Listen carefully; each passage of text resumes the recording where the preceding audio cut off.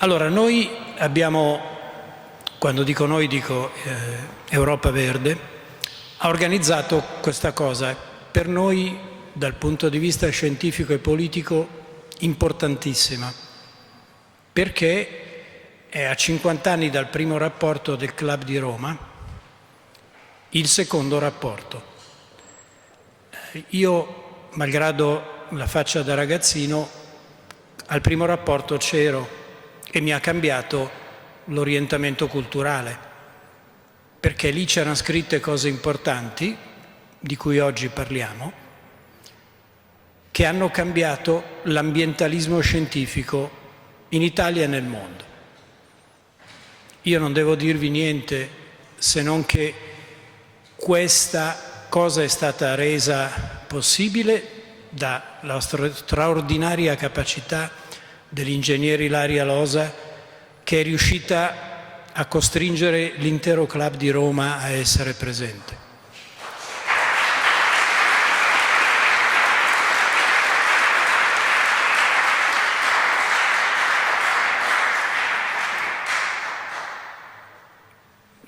Ho quasi finito, quindi no.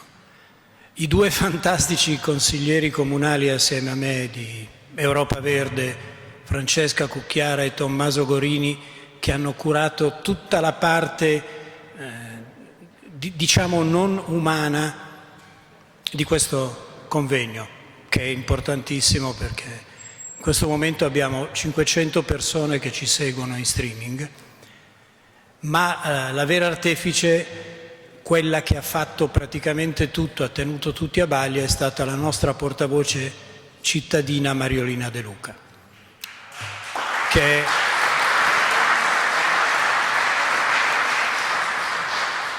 guardate, per chi mi conosce sa che io non ringrazio mai nessuno, quindi per farlo io deve essere stato veramente un casino.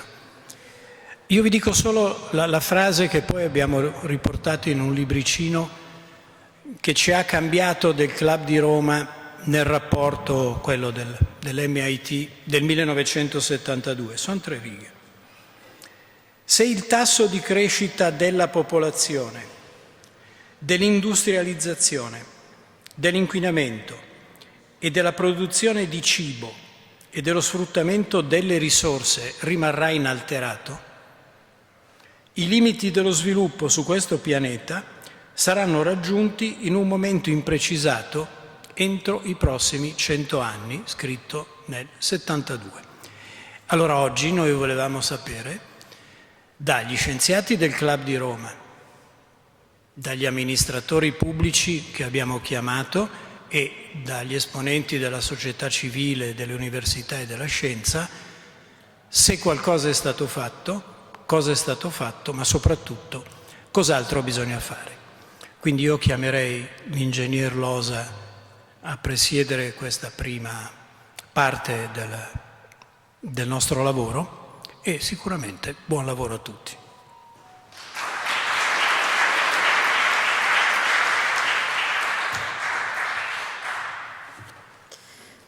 Good morning, everybody. And on behalf of the Europa Verde Group, I would like to welcome you and the people who are following our discussion on streaming to the presentation of the new book and the new report from the Club of Rome, which is called Limits and Beyond, 50 Years On from the Limit of Growth. What did we learn and what's next? This report starts from the lessons learned and the recommendation of the report published in 1972 and aims at assessing the impact that that book had on the civil society and on the politics, and tries to ask very challenging questions. So, first of all, even if we were aware of the fact that the limit of the resources available were limited, why didn't we act with sufficient power and sufficient strength? And then, is there still some limit to avoid the overshooting of the consumption of the resources of our planet? And what can we do to change our lifestyle in order to develop an economic model which is also sustainable for the planet and fair for the people? In order to address this question and to present the contents of this book, we have invited a representation from the Club of Rome, and I would like to invite to join me on the floor the two co-authors of this report, so Professor Ugo Bardi, please welcome to the floor.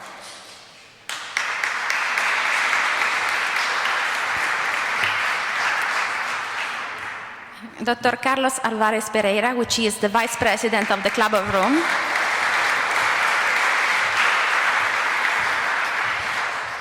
Which is also co-author of this report, and finally, one of the most distinguished guests, which is Dr.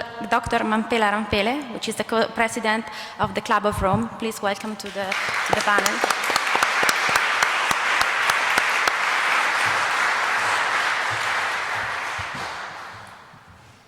Okay, I think we can start the presentation of this report with the contribution coming from Professor Ugo Bardi, who will speak about the impact of the report published in 1972 on the policy that have been developed since that day, the impact of the Club of Rome on the society.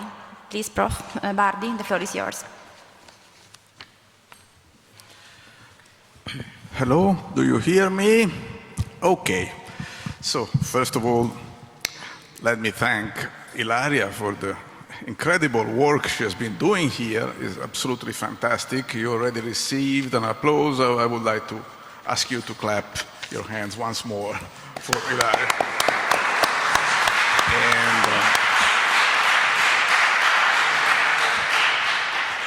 And it is a real pleasure to be here with my colleagues of the Club of Rome, Carlos and Mampela.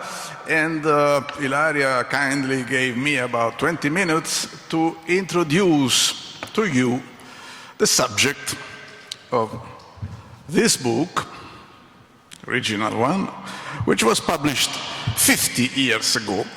And if you think about that for 10 seconds, you should realize that it is not normal, not common, that we still think of books published half a century ago. There is something really special with this book. I'll try to give you some idea what we have that is so special. Maybe you can think of some books which is just as important as this one published during the 20th century. I couldn't, but maybe you have something in mind. And I would go as far as to say that this book has changed the whole century. One moment. So, where does it come from? What is the origin of this book? And you probably know that the Argentinian writer Jorge Luis Borges wrote that all books published by humankind are just pages of a larger book that as humans we are assembling, and we have been doing that for the past few thousand years. So this is just one page of a large, complex and important book that we are all writing this book, not just the authors. And the story of this book starts in the 1950s, actually in the 1940s, when people started to think about automation, control, computers, digital computers, and control machines. This book has a father whose name is J. Forrester, who was a researcher at the Massachusetts Institute of Technology. He died in 2019. He was one of the developers of the concept of digital computers. He invented a memory. It built a memory, a special memory for his computers, but he was interested in control. He was an engineer. Not for nothing, Ilaria has been attracted to this kind of work. He was one of those engineers who deal with control. I can tell you a little story that when he was a young man, he proposed a self-control machine gun to the American Army. And the Navy actually, they enlisted him and they sent him to the Battle of Leyte in 1944, and his ship was torpedoed by the Japanese. He survived, otherwise we would not have this book. Now, I know, Ilaria, that the life of the engineer is very adventurous, right? Did anything like that ever happen to you? Maybe not. Okay, anyway, so this book is one of the first attempts of artificial intelligence. It is an offspring of the idea of artificial intelligence, which was started in the 1960s with people like von Neumann, Norbert Wiener, and others. You know the names. The origin of the concept of cybernetics, which is now not so used anymore so much, but it was very fundamental.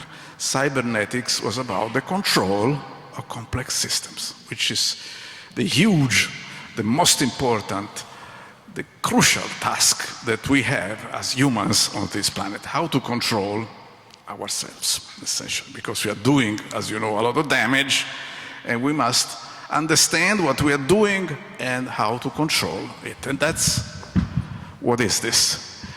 Is an evaluation of the complex system, which is the human economy, inside the ecosphere, by technologies that already in the late 1960s were the origin of the modern artificial intelligence method. You have to be very careful with artificial intelligence. You have, of course, heard that there exists also artificial stupidity. We have to be careful in relying on computers, always. But computers are fundamental to help you understand systems which our modest brain, at least my brain, cannot really grasp in their entirety. That is, if you ask anyone, politicians or people in the street or your friends, turn on the TV, at least people will say, what is the problem? Most people will say there is one problem. It depends on who you say. Will be overpopulation, will be climate change, will be resource depletion, will be peak oil. Is my friend who is doing something bad, or maybe the Club of Rome that is plotting to take over humankind. There's this legend around. So most people tend to simplify. All of us do that. There's nothing special because our mind is made in such a way to extract a signal from a complex background. It's the way we work, intuition we call it. So imagine your ancestor was a hunter during the Stone Age. You were staying in a forest, you had trees, monkeys, birds and insects, and you have to find an antelope, because you have to extract the signal out of the background. We are specialists in this. We extract signal out of the background. But that's not so good for managing a complex system. No, that doesn't work. You need to take into account all the factors. And this is very difficult for us, especially for our leaders, as you may have noticed occasionally. And so artificial intelligence is a tool, rather primitive at that time, but still working, that helps us to evaluate a complex system without being swayed by ideology, by prejudice, by religion, by moral feelings. You have a computer, the computer is stupid. That's the good thing about the computer. The computer being stupid is not ideological. And you input the parameters, make a model, and if you have some control, you have to use your brain, not being swayed by a computer. You don't know but if you keep the thing in your hands and your brain, then it's extremely useful. And the results, you can see them in this book. They had a few problems, but the main point is that they found a few things which were obvious, that we live in a limited planet and we cannot keep growing forever. But then the system told, the method, the calculation told the people what kind of trajectory the system would follow this kind of curves. This book is full of this kind of curves. Grace, you see all these kind of curves. And for your pleasure, I brought also the Italian edition. It's original. I bought it when I was 20 years old. Can you imagine a 20-year-old boy reads this book? He's ruined for the rest of his life, probably. But this, and that was unexpected, fundamental, a rupture of everything which was known at that time. And we face with this is a milestone in human thought. Nothing like that had ever been done before. But to start with this is the real crucial fundamental point. Then you realize that these curves are telling you that if you grow too much, you don't just reach the limits. No. You remember the story of Malthus? Malthus had predicted catastrophes. No. Malthus said, you reach the limit and you stay there. No, this is much worse. You reach the limit, then you collapse. Which is, by the way, well known and fully normal, because we know that all the civilizations that preceded ours have collapsed. So you have some historical justification in the idea that if we keep doing the things that our ancestors have been doing during the past millennia, then we're going to have some problems. But careful, this was not a book. It was not a prophecy of doom. It was not a catastrophistic book. I say, some people tell me, Ugo, you are a catastrophist. Which means catastrophist means you like catastrophists. I don't know about you. Nobody likes catastrophes. So this book from the beginning was a book about how to avoid a catastrophe. That was the beauty of it, that once you know what you're doing, you can avoid the bad outcomes, which was another big step forward. And here we have, the prediction was very good, essentially. The basic predictions, the system has been following the trajectory more or less as predicted in the basic scenarios which were created for parameters which were supposed to be those more realistic. The idea that we could slow down growth, as you know, did not work. Nobody wanted to do that. And we faced, and we still face, there's another milestone that this book did not attempt. There's another big milestone. How do people, humankind, interact with the system? Not easy at all. That's a problem which has remained unsolved for 50 years. And it is the challenge we have now, because we have here an extremely powerful tool, which is, under several aspects, it is obsolete. It was written 50 years ago, but still the method, the basic method, is still being used. I can tell you that I worked at a European project financed by the European Commission, in which we built a state-of-the-art computer program that essentially did the same things that this old model did, obtaining similar results. Of course, our program used state-of-the-art computers, the data we have today, and was much more sophisticated, but the results were not very different. Very simple.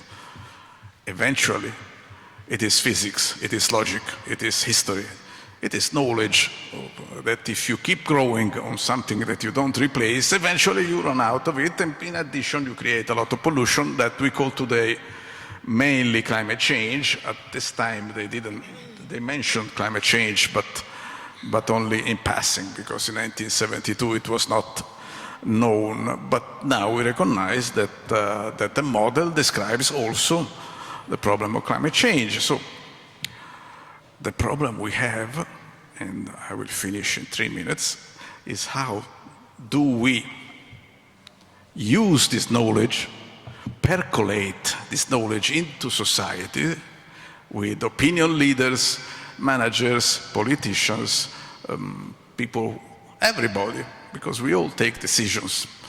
So how does this knowledge arrive? And that's a problem that I think we have to face. It's not in here, but I invite you to think about that, because this book is a tool to enhance your mental capability.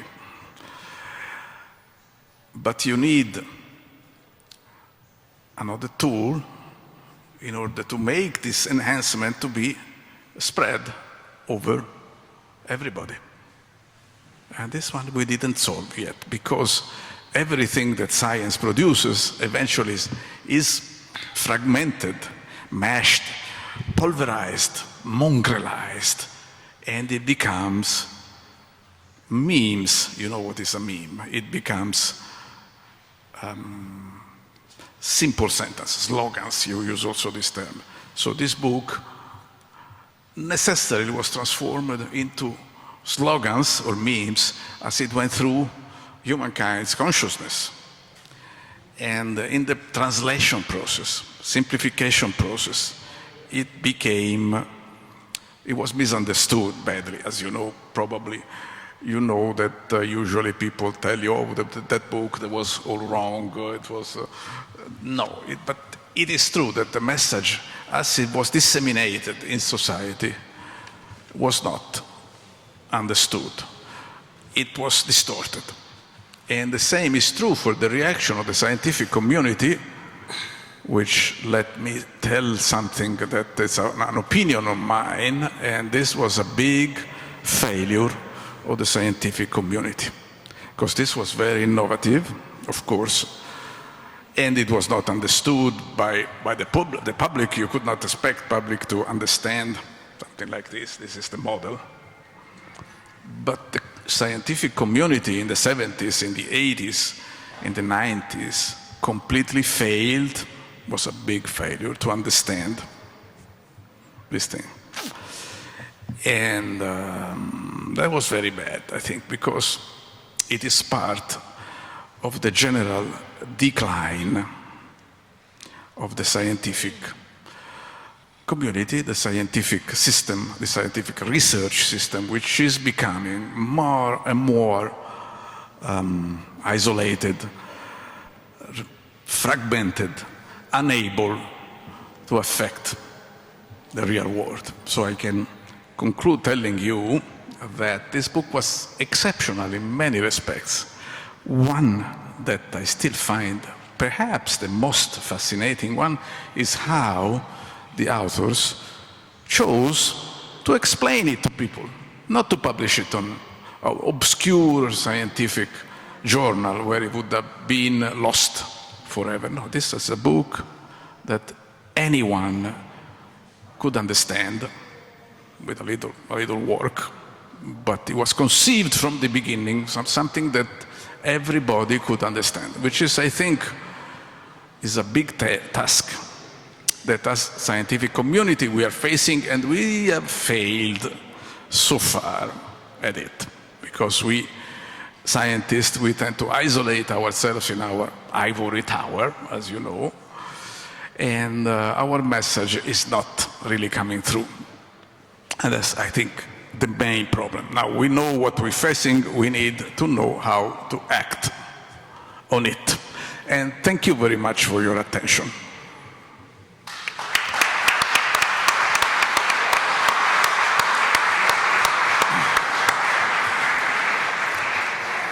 Thank you, Professor Bardi.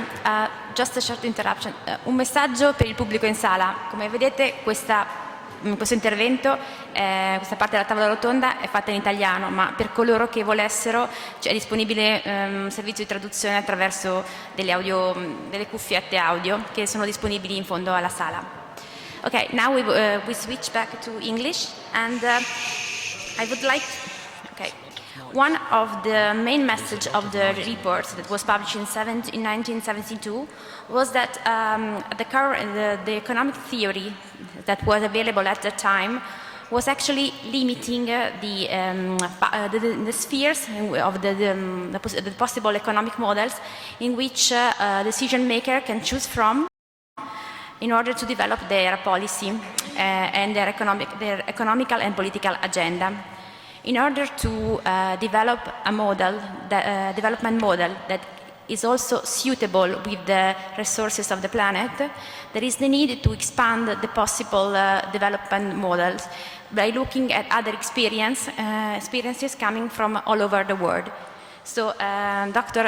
Carlos Alvarez Pereira, in his intervention, is going to illustrate us how the new book proposes new economic models that are compatible with the resources available in the planet. So, Carlos, the floor is yours.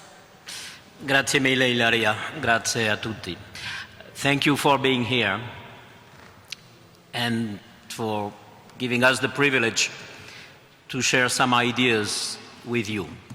My spoken Italian is not so good as I would love to speak you in Italian, but I'm not so good at that.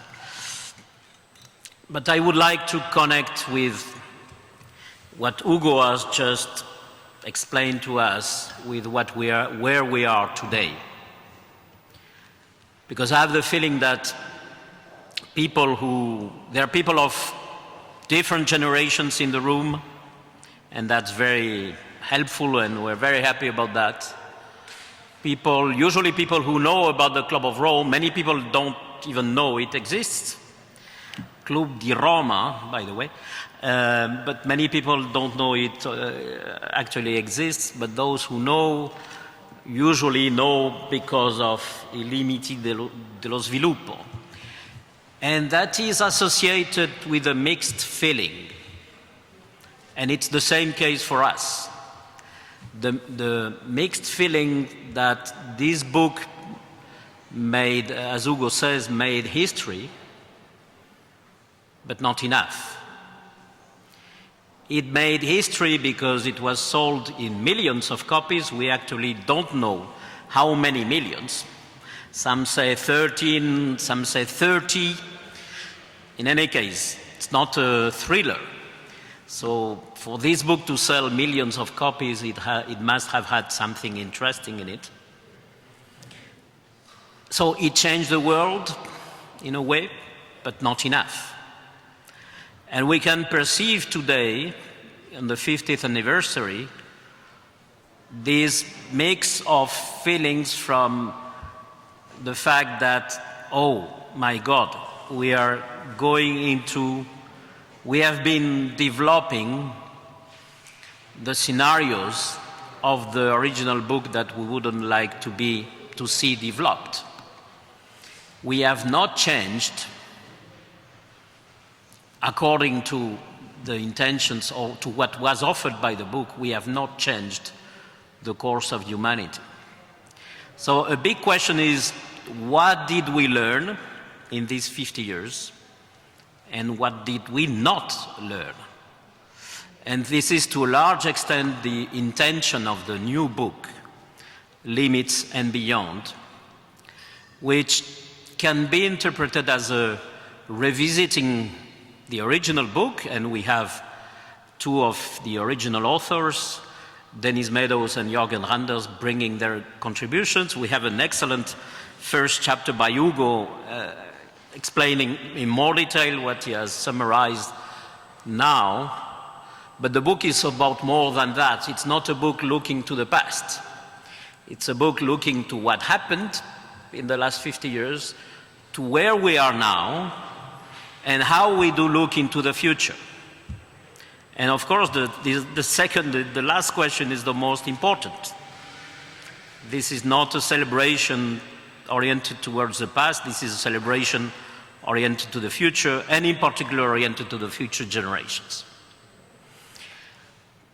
To enhance something which was not understood at the time, so probably we did not communicate that very well. So we are trying again, that the original book was about opening the space of possibilities. That expression is in the first page. After the title, you will find a dedication. This book is dedicated to Donella Meadows and Lynn Margulis. and all persons past and present who are struggling to open the space of possibilities for humanity. It is not a coincidence that the two names which are mentioned in the dedication are names of women. Donella Meadows was a co-author of the leading co-author of the original book, of The Limits to Growth.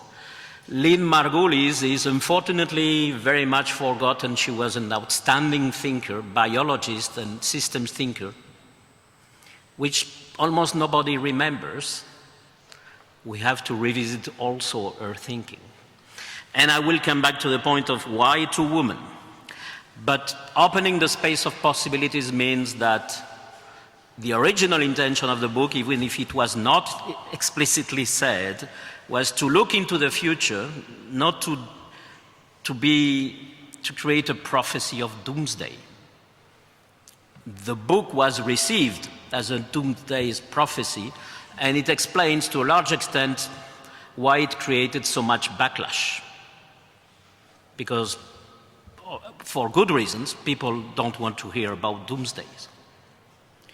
But the book was about, look, we, the humanity, with the best of the tools we had at the time, were able to explore our futures in the most rigorous way, with the best of the tools, which were, of course, limited.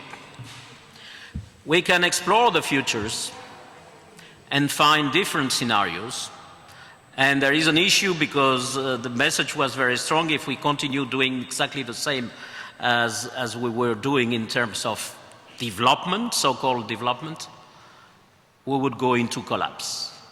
But there were scenarios in which we could make possible compatible human well-being with the health of the biosphere. Those scenarios were ignored, and part of what we did in the present book, Limits and Beyond, is to try to understand from the perspective of 21 authors of very different geographies, cultures, background, how do you interpret that, and what do you see in the future? Because we all feel an anxiety for solutions. The Limits and Beyond is not a recipe of solutions, except for one thing: opening our minds. It's a provocation, it's a call to open our minds, to get free from the mental jails in which we have been trapped for so many years. You know, this idea that there is no alternative, this idea that we are limited in our choices of how we organize our economic, political, and social processes. No alternative? Come on. No alternative to run faster and faster into the wall? So the question is, how could we learn that? How could we learn to open our minds and overcome the anxiety for solutions, which, if we define them in the same mental frameworks, in the same incumbent frameworks, will not give us the responses. Rainer Maria Rilke said long ago, 1 century ago, that we don't have to run for the solutions. We have to live the questions, live deeply the questions, and maybe with time we will find ourselves, without noticing it, living in the responses. I think that was a wise advice, a deep one. So just to put an example on what I'm talking about, regarding energy transition, the way the issue has been framed, climate warming is a real issue.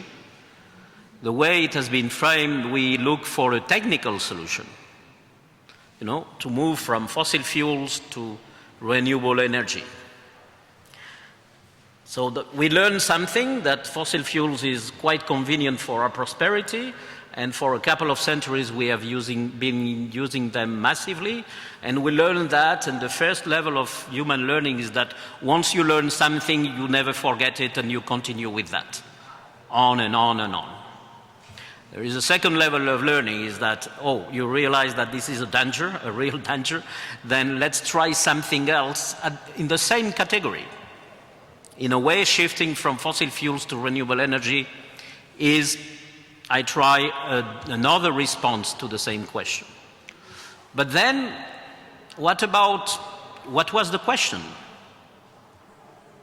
Because when we do that, we are taking for granted that more and more energy consumption and material consumption is what brings well-being and health to humans.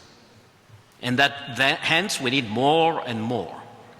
In the book there are several chapters, several contributions, questioning very much the idea that growth is needed at all costs. And questioning the economic thinking which has been dominating the last decades, which is called neoliberal, but I would say is actually not liberal, and it's not new at all. If I have to describe the framing of economics in the last decades, I would say it's more like neo-feudal economics, because it has created a rentier economy, an economy based on rents, on the acquisition of rents, and a neo-feudal system cannot last forever. It has created a financialized world in which we live, but beware, finance and the creation of debt and the creation of huge financial assets is only an expression of the fact that we are already in the collapse of that society, because debt is just the consumption of our future. If we need more and more debt, and every time a crisis happens, we need to accumulate more debt to keep the system running, that means we are burning our own future. And time is the least renewable of all resources. It never passes twice. So, thinking from a different perspective about this topic of energy transition, we could ask, but what drives well-being and what drives health of humans? Is it then energy consumption? Is it absolutely correlated with energy consumption?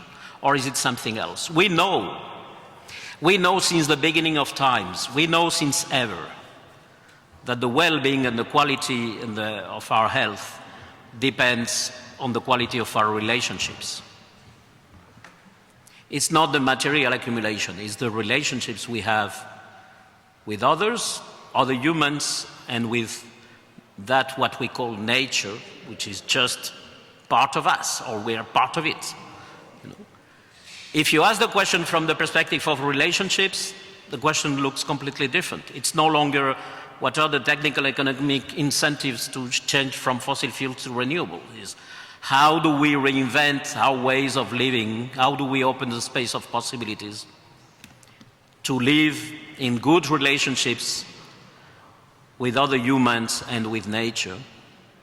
And by the way, this is exactly what human cultures know since long how to do, and that is still alive in other cultures, not the cultures of modernity, but the cultures which are still alive in many places all over the world, and particularly in Africa and in Asia.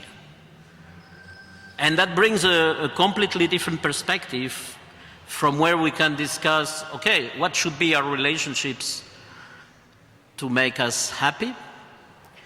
What should be our relationship with time? Which is, in my view, the most critical one. Time meaning, what is our relationship with the past, but especially the future generations? Couldn't we get out of the short-termism in which we are? Could we, instead of speaking of capital and betting everything on the creation of financial capital, betting on the creation of or taking care of heritage? Heritage as something we share, we all humans share. I know these are big questions. They don't look like easy recipes, that we can bring to governments tomorrow. But the point is that we have to change the mindsets. You have to change the mindsets. We have to change the mindsets of the decision makers in the governments, in the businesses, in the universities, everywhere. There is no option than doing that, because we are at a critical point in the history of humanity. At critical points, typically living systems evolve by creating new forms. This is the history of evolution. Evolutionary biology tells us that there are long periods in which not so much changes, and suddenly, at critical points, there are many forms which can come out, which can emerge. This is why we adopted in 2018 the slogan, emergence from emergency. How can something new emerge from the emergencies, the many emergencies in which we are? And just to finish for now, let me make a call to Italy. I'm not going to give the same speech in different places, and especially not in Italy, because, sorry to say, Italy is not one more country, at least to me. It's not an ordinary country. And I say this as a Spaniard who was born and raised in France, so I have the heritage of two countries which centuries ago invaded yours, tried to fought each other, to take yours, because they knew very well the treasure of creativity that this country has been able to produce over centuries, the treasure of beauty. Look at the architecture. I don't need to tell you that to you, right? The architecture, the paintings, the sculptures. So much creativity. At those critical points, at this critical point of humanity, in order to take a positive branch out of the bifurcation, there is many negative options, chaos and more collapse, and that we see all around. I don't need to put more examples of chaos. But again, at this critical point, something new and more positive and more beautiful can emerge. So you Italians have done that many times, and you have influenced, shaped the history of the world, or at least part of the world, on many occasions. And I've never lived in Italy, but in a way Italy lived in me. And I think this is not a coincidence that the organization that my dear friend Mampela and myself, together with the other co-president Sandrine Dixon de Clèves, that we are leading now, is called the Club of Rome, Club di Roma, because, and I really want to finish here, there was an Italian genius, Aurelio Peccei, who saw already 54 years ago that we needed to think in a different way. We needed to think about the future of humanity in a global, holistic, and systemic perspective. And he did his best to promote that kind of ideas. And the year of his unfortunate death, 1984, almost 40 years ago, in his last book, he calls for a human revolution, the revolution of our mindsets. He promoted another report to the Club of Rome before that in 1979 titled No Limits to Learning. And in his last book, Before It Is Too Late, he said, the call he claimed for a human revolution, the revolution of mindsets. So this is where I want to stop by inviting you to read Limits and Beyond. You will find many different things, many different perspectives, futurist perspective, a feminist perspective, the perspective, some perspectives from Asia, completely different things, and some deep perspectives on, in the jargon, epistemology, how do we know and how do we think? But these are hints for you to use for that human revolution that I really hope you will engage to finally open the space of possibilities for humanity. Thank you so much.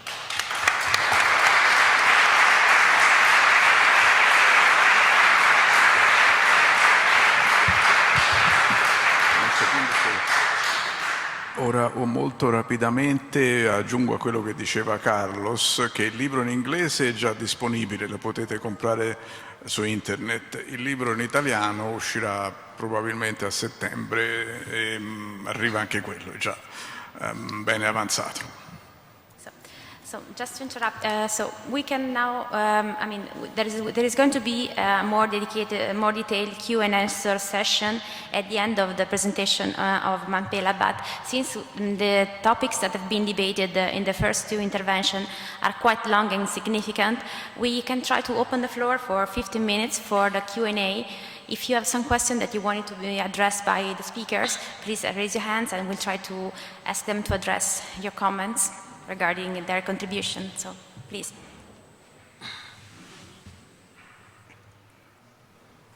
Okay, so.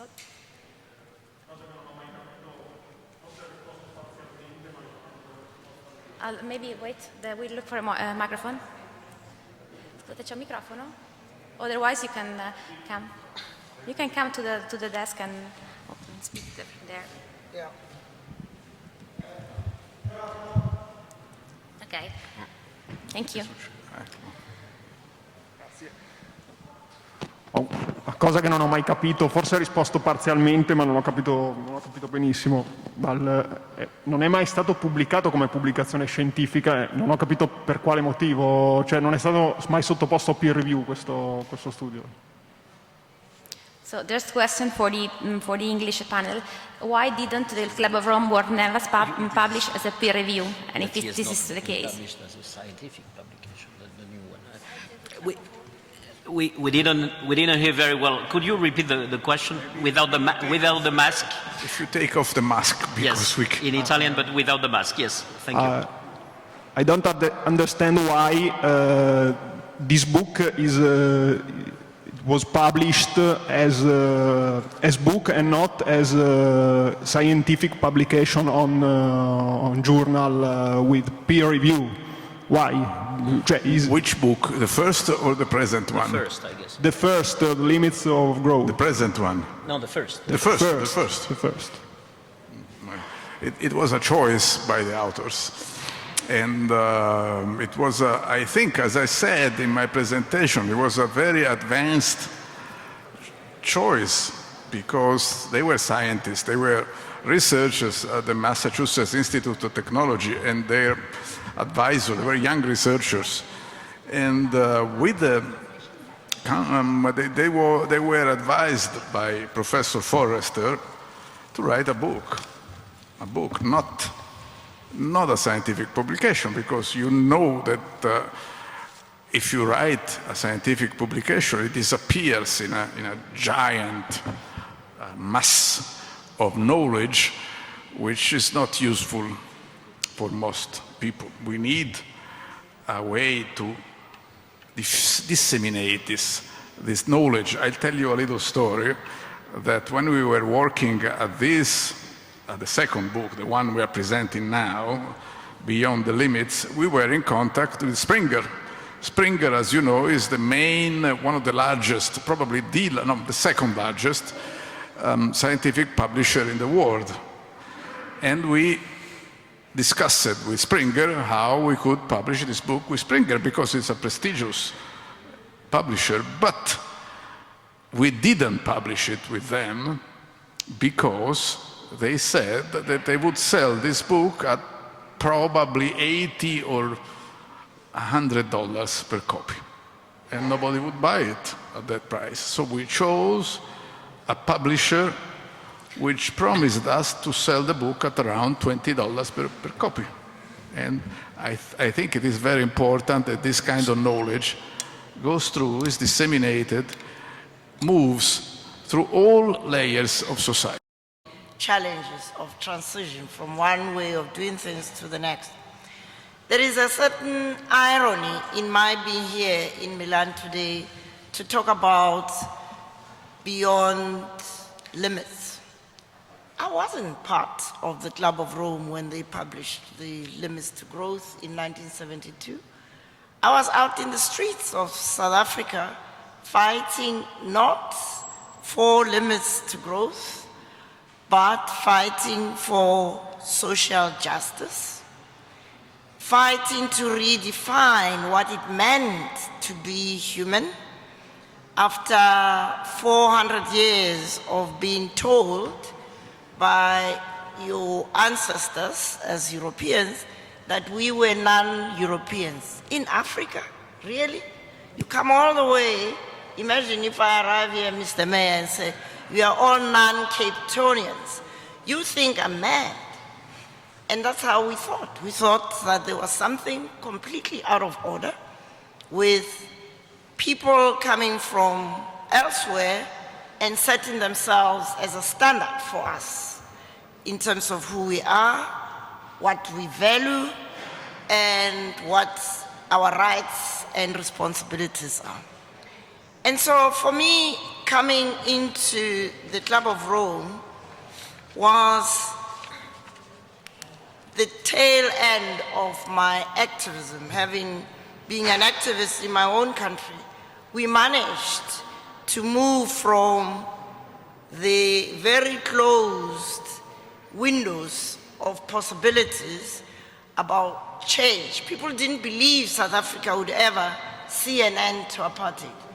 But it happened, not because we had stronger or bigger or more weapons, but because we changed our mindset and refused to be limited by the very people who were oppressing us. And by freeing our minds, shifting our mindsets, we became unstoppable. The biggest prison is the mental prison. Once you get out of your mental prison, you are a free agent. You are able to dream and to turn your dreams into wonderful possibilities. And so I'm very proud to be part of the Club of Rome that is engaging over the last few years particularly in the call by Aurelio Pichey that what's needed is a human revolution. To close that gap that Carlos was talking about between our actions and our capacity to understand their impact and do something about it so that we learn from our mistakes. And so the focus of my comments, I have a chapter in the book, but I'm not going to bore you with that. The focus of my comments is really to ask the question, what have we learned since the publication of the Limits to Growth, and why haven't we learned more? And the reason we have not learned more than we have is precisely because learning is not about scientific evidence. You can have all the evidence you want, all the facts you want, but if what you know does not resonate with your feelings, your emotions, you won't move. Or if what you have learned requires you to do things which you are not emotionally ready to do, you will not learn. So blind spots are not just blind spots because people don't see, they've chosen not to see because seeing is uncomfortable. And so What we are doing now at the Club of Rome is focusing on how do we learn anew how to be human, to return to the essence of being human, which is to be interconnected, interdependent. Now, I come from Africa where that culture is still very much part of our culture, despite the disruptions of the colonial process of extraction, which separated people from nature and alienated people from this deep essence, to try and make us into individuals who are competing for survival. And for us as a human community to achieve this global equity for a healthy planet, we need to learn in a way that opens us up to the beauty of relationships that are geared to enhance the quality of life. And we have been helped in this by the very planetary emergencies that we brought upon ourselves. In a sense, the little fragment of a virus has shocked us to understand that there cannot be well-being for some, because well-being for some is well-being for none. The virus, we are all wearing masks now because we all are trying to deal with this disruptor. But this disruptor is a teacher sent to remind us that we are inextricably interconnected and interdependent. But having said that, we have not always learned all the lessons that the coronavirus has taught us. The very fact that wealthy countries, having invested public funds in the development of vaccines, still apply the same old system of intellectual property rights to those who eventually come up with the innovation. It really is self-defeating. We had a wonderful conference at St. Gallen's in Switzerland, where a former Minister of Trade and Industry from Botswana described how Botswana wasn't asking for aid.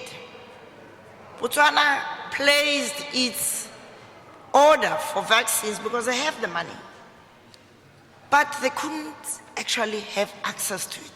Now imagine if we had learned this lesson of interconnectedness and we had in fact made this vaccine globally available timelessly instead of some hoarding the vaccine while others went without, we wouldn't have had these multiple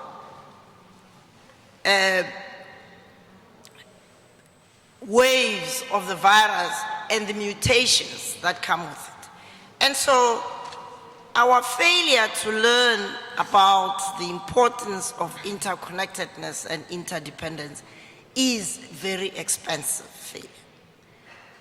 But I also want to talk to what can we do today to foster the emergence of new ways of being human,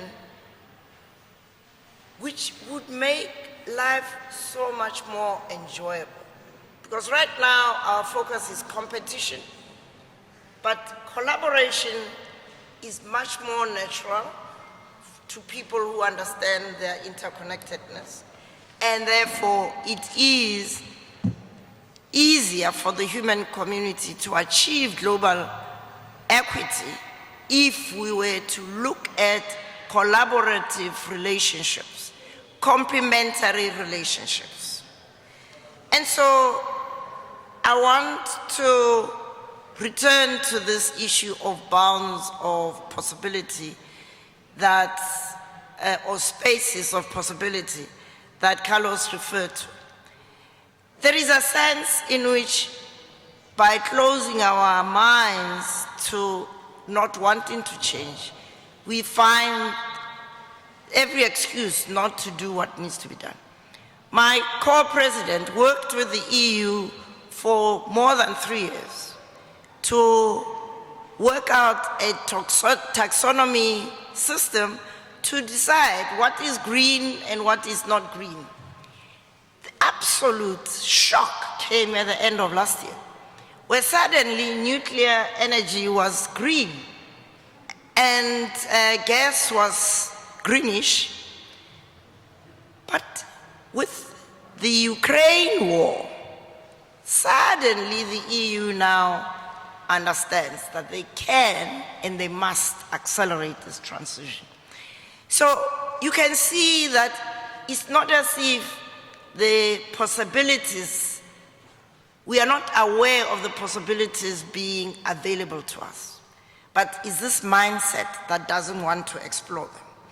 But come a crisis like Ukraine war, we find them.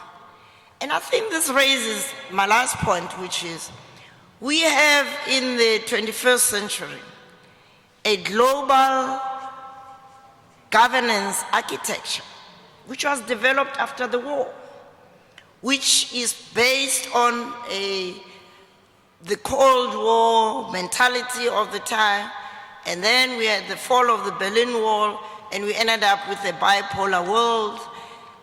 And we continue to think that that's the way we go into the future. I am a veteran of working at the World Bank, and I know that the global development model that the world is applying is not just neoliberal or neo-feudal. It is designed to generate inequality. And unfortunately, my own country, South Africa, which is not a poor country, but it adopted this socioeconomic development model, which was designed to protect the 10% of the population that was not indigenous to South Africa. So what's happening over the last 28 years in South Africa is that we have seen inequality grow at an even faster pace. Because guess what?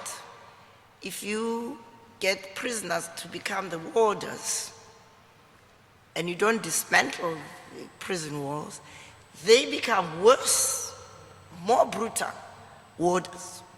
And so what I'm appealing to you, particularly this beautiful country of Italy and this beautiful city of Milan, is can we dare to dream of a new global governance architecture that will help us to address the 21st century problems.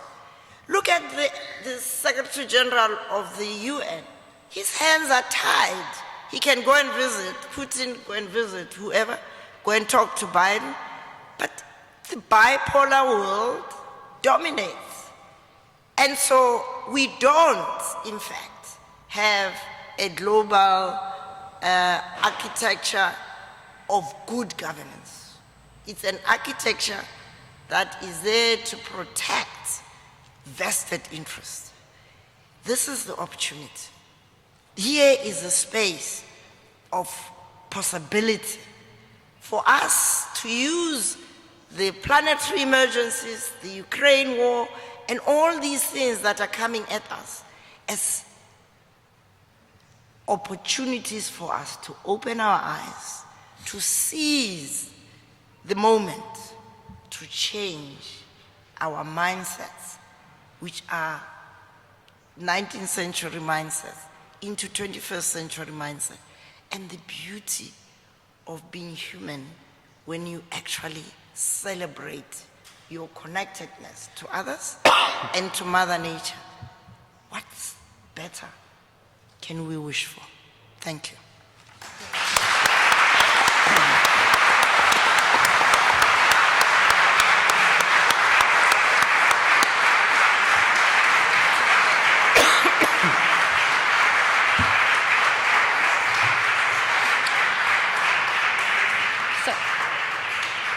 We might take some questions for the audience, especially for Mampela. and for her last intervention. So if you have some question for the panel, please raise your hands. Please. Just wait for the microphone, she's coming.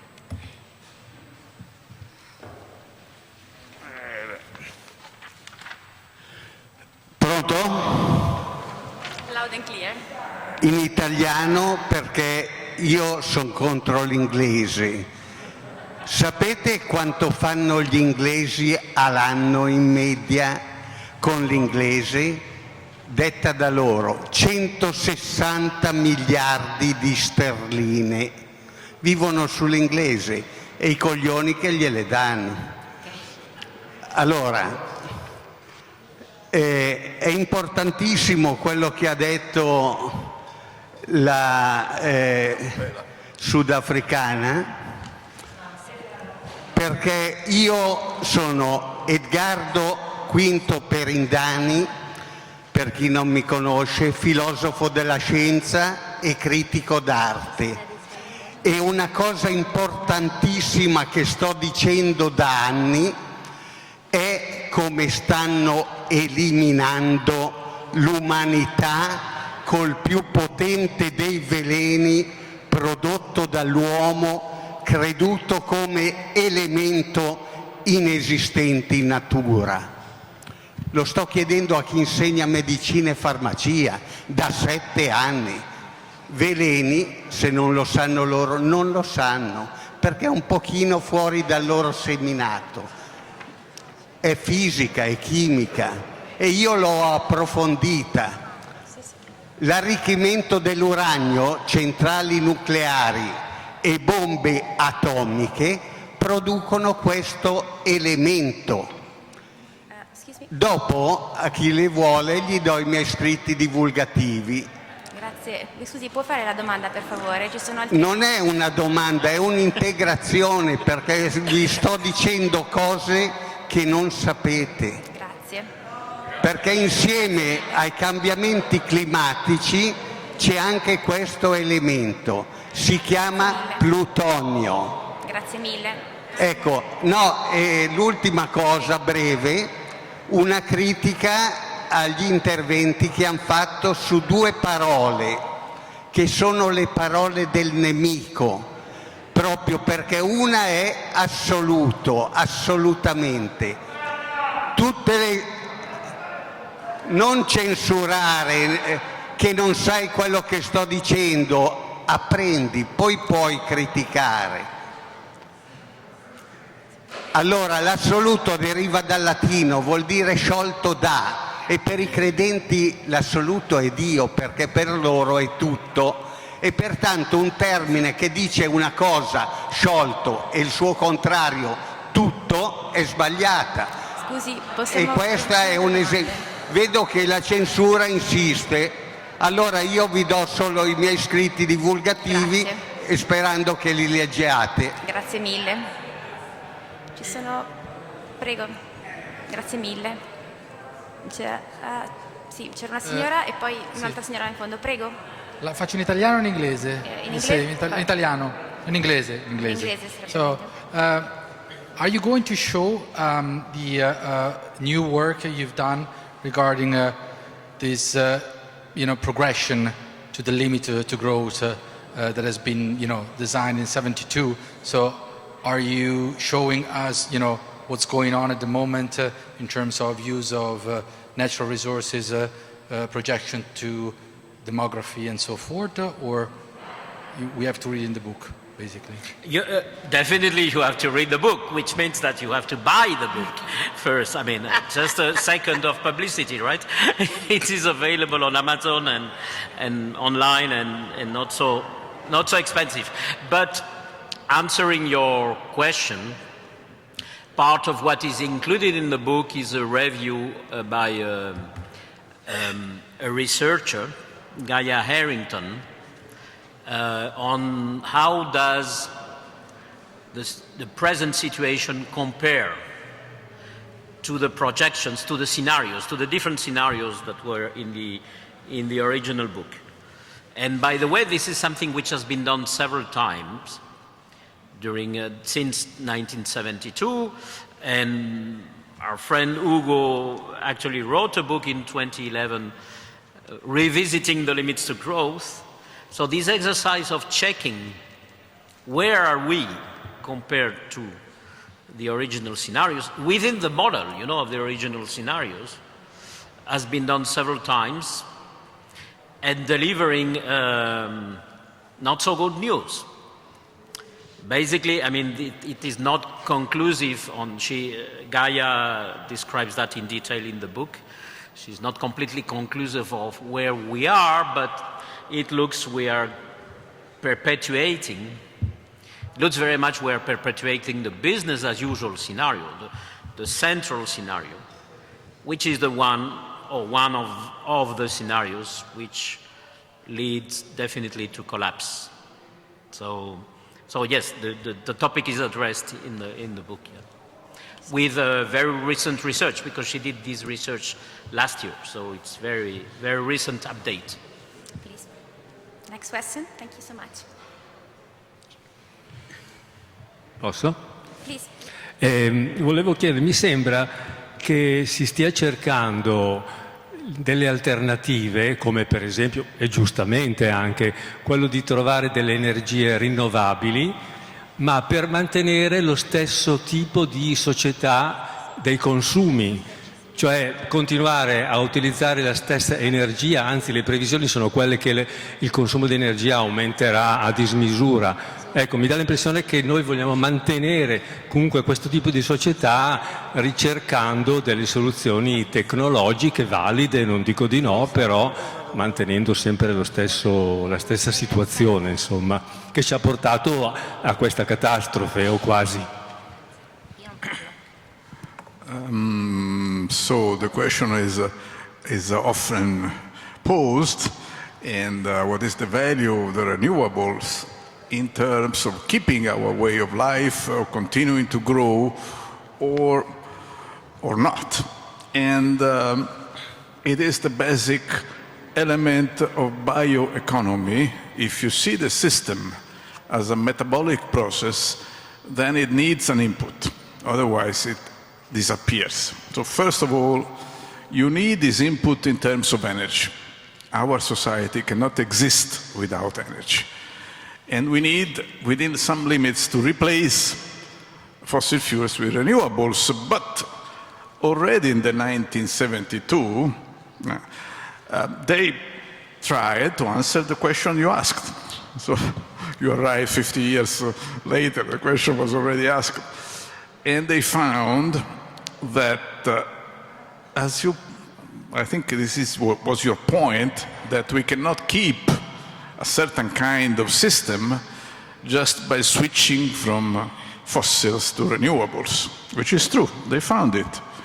They found that even if you have an infinite source of energy, hypothesis, you can do this in a simulation, you can assume an infinite source of energy, the system collapses anyway unless you slow down growth and you stabilize the system. That's a fundamental point, and I think the main reason, the main point implied in going renewable, because renewables are by themselves going to stabilization. There is no limit to how fast you can extract fossil fuels, but there is a limit to how much, the extent of soil that you can pave with photovoltaic panels. So the system, once you switch, the system should stabilize by itself, unless we decide not to do that, in which case we either collapse or do something even worse, but I'm not sure what could happen. Thanks for the question. If I may compliment, I mean, you are right in that many times the framing of this energy transition is such that we are told that, don't worry, we change the technology and everything will be fixed. And we can keep everything else equal. But this is not true. As Hugo just said, this is simply not possible. And the history of humanity shows that every change in metabolism, because this is what we are talking about, changing the basic metabolism from fossil fuels, which are highly concentrated sources of energy, to potentially use fully decentralized sources of energy. That change of metabolism, at every time it happened in the history of humanity, it created a new civilizations. Is associated, so it's not simply a technical change of what kind of energy do you get. It creates also, or it is accompanied by the creation of new cultures and new civilizations. And this is one of the reasons why we, in 2018, we decided to create an activity that Mampera and myself, we are leading, called Emerging New Civilizations. Because we really think that at this critical moment of humanity, the future of humanity will be built through new cultures, new civilizations, which will achieve that idea of human well-being, equitable human well-being for all, in a healthy biosphere. And most probably they will achieve that in completely different ways, in different places. There will be a whole multiplicity of pathways rather than the single model, or it looks like it's a single model that we have today. May I also just add to the issue of technological development, because I think people ignore the fact that renewable energy sources also add their own complexity, unintended consequences. Yeah. Look at the battery industry that has made my homeboy Elon Musk so wealthy. Where does the lithium come from? Mm-hmm. The Congo Basin. Little children are not going to school, they're busy mining, all of that in very dangerous conditions. And so what we are arguing is we've got to change our relationships with energy, with time, and lower the level of consumption. Because people often talk about the threat of population growth to stability of the ecosystem. Let me just put your minds at rest that actually one American consumes what 40 African peasants would consume. So it's not about population, it's about consumption patterns. And when we talk mindset shift, it's got to include that. We cannot just continue to consume energy at this rate because it's got unintended consequences that are very severe for those who are most vulnerable. Thank you very much. We have just room for the final question from the audience, so if you want to ask the final question to our panelists, feel free. Sì, scusate, abbiamo spazio per un'ultima domanda. Se avete...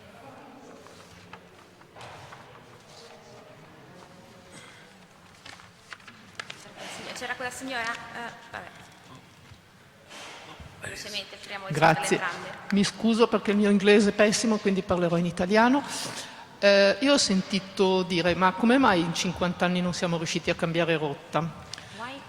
E poi che dobbiamo cambiare i comportamenti, che il cambiamento nasce dalla nostra testa, che le cose sono complesse. Allora vorrei chiedervi se ci sono degli psicologi nel Club di Roma, perché non sono riuscita a scoprirlo, perché la scienza che si occupa del cambiamento verso la cooperazione è proprio la psicologia, e che si occupa di sistemi complessi come la biologia, anche l'economia ultimamente da quel che vedo. Però sono gli psicologi che sanno rispondere a queste domande e sanno indicare le strade per perseguirle. Mindset change in my own cultural understanding doesn't require a psychologist. If you go back to all of our cultures, ancient people understood. And we also don't need to be rocket scientists to understand what they understood, that the human race or the human species is the only one that is dependent on others for the longest time at the beginning of life and at the end of life. So we are wired to be interconnected and interdependent. And so we don't need psychologists, we just need to listen. And as we said in our activist days, you travel inside and liberate the inner capacity that's in all of us, that's almost infinite, be open to learning. And in fact, Carlos reminded us today that some of the work that we relied on as young students in the Black consciousness movement to raise the awareness of people to the power within them to change systems came from the inspiration that came from this country in terms of the Montessori type of education. The education we have globally now is a very linear mechanistic education. It's one designed for the extractive economic system we've got, competitive rather than collaborative. So one of the things we are championing at the Club of Rome is a fundamental change in how we learn, in education systems, and in our relationships to one another and to nature. And that, you'll be pleased to know, that it's not difficult for young people who are open-minded. It's not difficult for women, peasants. It's not difficult for indigenous people who see the logic of it. And so I think we can save the cost of psychologists and just sit in circles of healing, which is what is another one of Africa's, and it's not just Africa, but indigenous people. When they have real serious conversations, they sit in a circle so that they can hear one another, read one another's body language, the eye contact that is truly empowering and enabling. Thank you. Grazie a tutti. Questa è l'ultima domanda. Grazie a voi per aver partecipato a questo dibattito. Thanks everybody for participating to the panel.